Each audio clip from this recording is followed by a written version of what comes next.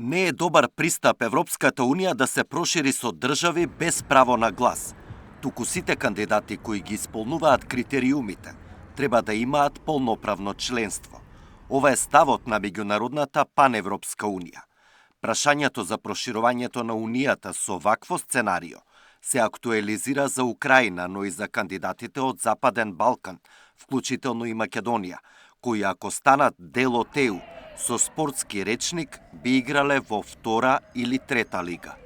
Mi ne smatramo da je dobro da postoje zemlje s različitim statusima i da se ne može kompenzirati s nekakvim regionalnim oblicima suradnje ili sa nekakvim nižim pravom određene zemlje. Svi trebaju dobiti punopravno članstvo, a određena pitanja sporna koja postoje, ona se rješavaju kako se u jednoj zajednici mogu rješavati. Председателот на Паневропската унија на Македонија вели дека дебатата за проширувањето на ЕУ со држави без право на глас тлее одамна, а сега повторно добива на значење и е придвижено поради кризата во Украина.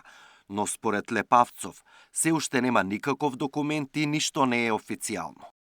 Не сме на ставот дека ние треба да бидеме членови на Европската унија во втори или трета ешелон, како сакате тоа назначите го, но јас ова џабе го зборувам кога и другата страна, да речеме Европската унија, досега немаат одлучено како да биде. Значи тоа се тековни дискусии, да нема ништо официјално околу тоа.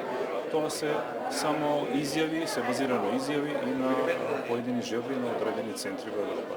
Значи изборуваме за нешто што не е ставено на хартија се уште.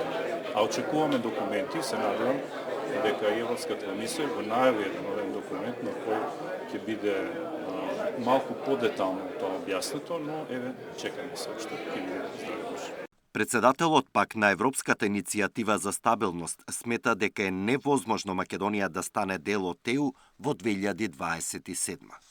There is an opportunity and urgent need to present a proposal for enlargement that can actually work. Now, you cannot join the EU in 2027 in any meaningful way.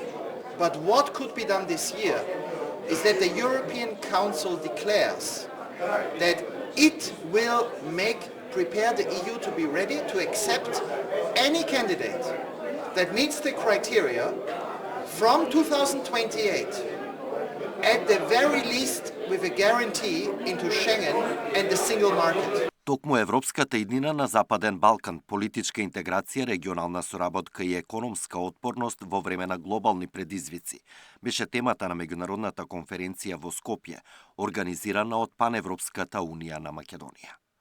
Александар Динев, Сител телевизија.